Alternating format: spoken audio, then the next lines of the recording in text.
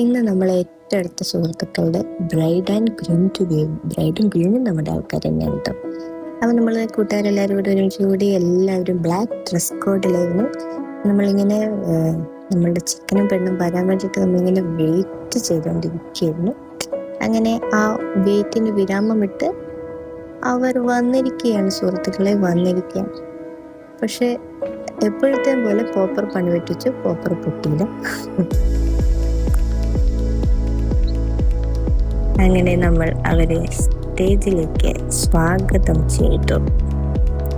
അത് കഴിഞ്ഞാൽ ആദ്യത്തെ ചടങ്ങ് അവർക്ക് ഇതിട്ട് കൊടുക്കണം. അതിട്ട് കൊടുത്തു കഴിഞ്ഞപ്പോഴേക്കും അതുലിന്റെ വക നിവയ്ക്ക് കിരീടധാരണം, പിന്നീട് ബൊക്കെ കൈമാറ്റം.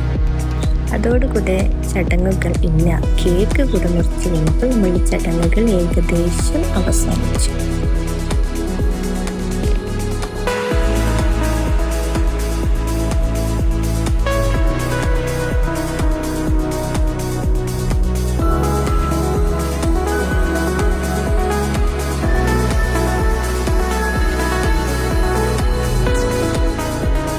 പിന്നീട് ആവശ്യത്തിലധികം ഫോട്ടോ എടുത്തു കൂട്ടി. അത് കഴിഞ്ഞ് നമ്മൾ ചെറിയൊരു സർപ്രൈസ് കൊടുത്തു. അവരുടെ കഥയൊന്നും അങ്ങോട്ട് ചിത്രീകരിച്ച് കാണിച്ചു.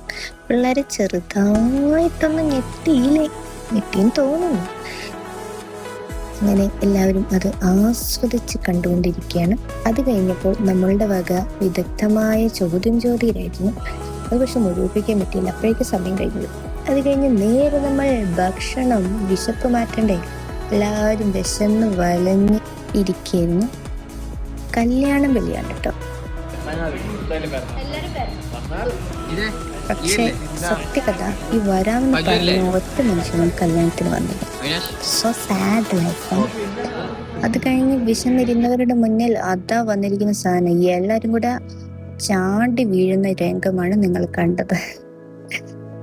എന്തോ ചിക്കൻ്റെ പല പല പല ഐറ്റംസ് ആയിരുന്നു കേട്ടോ. പക്ഷെ എനിക്ക് അത്രയ്ക്ക് അങ്ങ് ബോധിച്ചില്ല. നിങ്ങൾക്ക് എൻ്റെ ഫേഷ്യൽ എക്സ്പ്രഷൻ കണ്ടു കഴിഞ്ഞാൽ മനസ്സിലാക്കും. അതോടുകൂടെ നമ്മളുടെ കലാപരിപാടികൾ അവസാനിച്ചു. അപ്പോൾ ബൈ ബൈ ഗായ്സ്.